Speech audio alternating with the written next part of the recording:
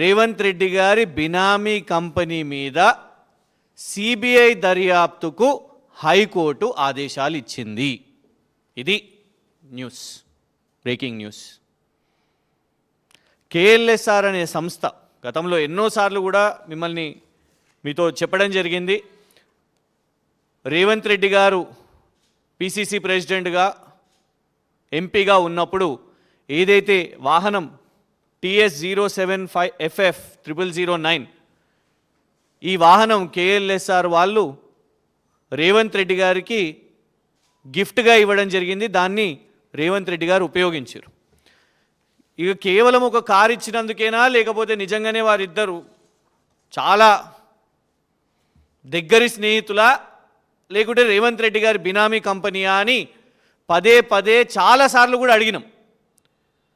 మరి ఎందుకో అటు సైడ్ నుంచి ఎవ్వరు కూడా పాపము రేవంత్ రెడ్డి గారిని డిఫెండ్ చేసుకోవడానికి రారు, దాని ఎక్స్ప్లెనేషన్ ఇవ్వడానికి రారు.